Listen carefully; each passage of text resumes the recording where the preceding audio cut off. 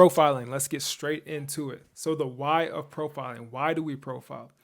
Well, we want to be able to work as specifically as possible. And I say as possible because if we look at a team of 50 athletes, for example, the possibility or the reality of being able to create 50 different training plans for every single one of those athletes' sets of strengths and weaknesses is slim, right?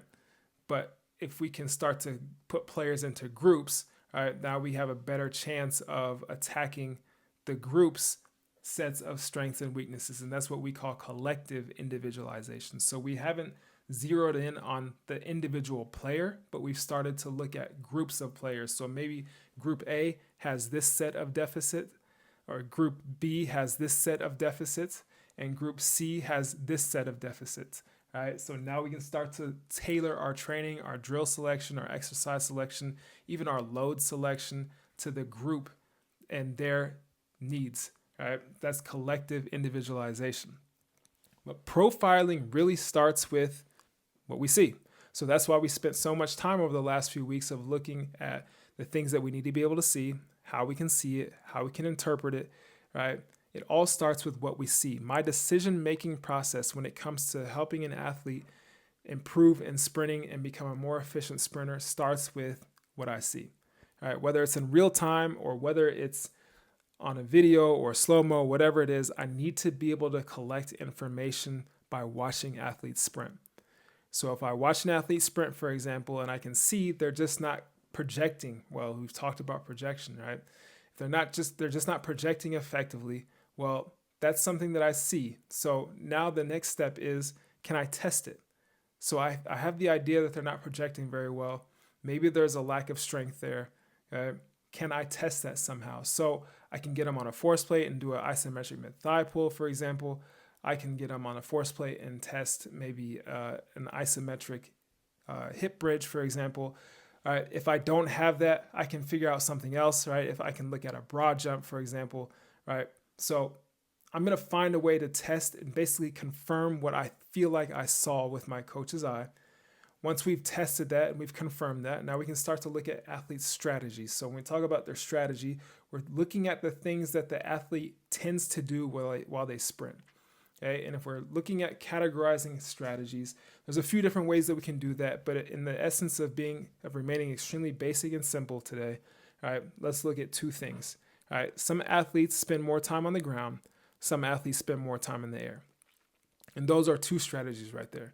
And from there, we can start to figure out how we can best go about supporting these athletes. A ground dominant athlete is more concentrically biased. They rely more on muscles, right?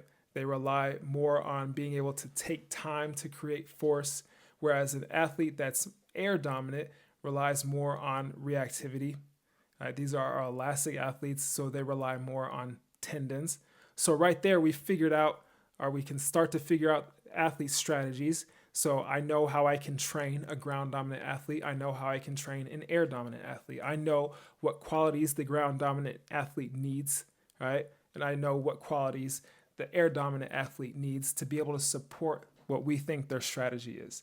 After we've started to figure out some of the strategies or figure out what an athlete's strategy is, we can look at what we call the low-hanging fruit. So we want to help this athlete get better. We want to find an intervention or a training modality. Hey, what's the low-hanging fruit? What can I grab? What approach can I take right now that's going to have a big effect, right? What's the easiest thing that we can do right now to have an effect, right? That's our low-hanging fruit. And from there, we try to find the MED, the minimal effective dose. From that approach, our low-hanging fruit, what is the minimum amount that I can do? What is the minimum stimulus that this athlete needs from this approach to be effective, right? What do I see? Can I test it? What are some strategies we can see? What's the low-hanging fruit? And what's the minimal effective dose, right? Sprinting is capacity plus skill. So a capacity is anything physical. So the strength that we need, for example, rate of force development is a capacity. The skill would be something like being able to position our bodies to be able to push forward, right? To push horizontally. That would be a skill. Sprinting is capacity plus skill. So from there, we're going to start to bucket athletes. And this is, again, a part of my process. When I look at a group of athletes sprint, or if I look at one athlete sprint, I'm going to start to bucket some of the things that I see. All right. So we're talking really about the deficits, some of their weaknesses. Okay. So I watch an athlete sprint. I can tell they're just not pushing forward effectively. They're not coming forward effectively. They're not projecting. That's a physical quality. So I'm going to bucket that deficit as physical. So maybe that athlete has a physical deficit, right? If I look at an athlete accelerate and they just can't, I know that they have the strength, I've tested it, but they just can't push forward. They can't push horizontally. Well, for me, that's a technical quality. So I'm going to bucket that deficit as technical. So when an athlete may have a physical quality, they go into the physical bucket. One athlete may have the technical quality as a deficit, they go into the technical bucket. So now we have, again, we can start to group players based on some of the things that they have as strengths or weaknesses. All right. And then from there, once we've bucketed our players, there's going to be some short-term solutions. So things that we can do that are going to have an effect within the next couple of weeks or maybe the next month or so. And then there's going to be some long-term solutions. Those are longer projects, maybe something that we're going to have to train for the next 3 weeks, 12 months, 3 months or 12 weeks, right? Or so, and then come back and retest. Okay, so physical, technical, short-term, long-term. All right, these are our buckets. And then from there, we train, we develop, and we retest. Okay, so when we talk about an athlete's strategy, helping athletes become more efficient and faster sprinters, there's a question there of, do we try to change their style? So if I watch an athlete sprint, right, do I try to change their style, change their strategy, or do I try to support it?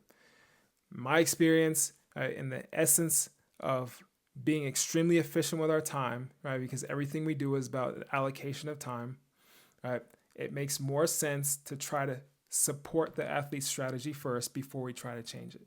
Anything that we try to change is going to come with resistance. It's going to come with patience. So you need to bring a lot of time with you, right? And if we're talking about getting an athlete or trying to help an athlete improve through a 4-week off season, which is very realistic here in Europe in professional sports, whether it's handball, whether it's soccer, basketball, whatever it is, right? I've got to be able to find a quick way to help that athlete, and more than likely it's going to be to support them instead of try to change their strategy. Looking at it from a health perspective, take a ground dominant athlete and try to make them rely more on tendons. More than likely within the next couple of weeks, they're going to have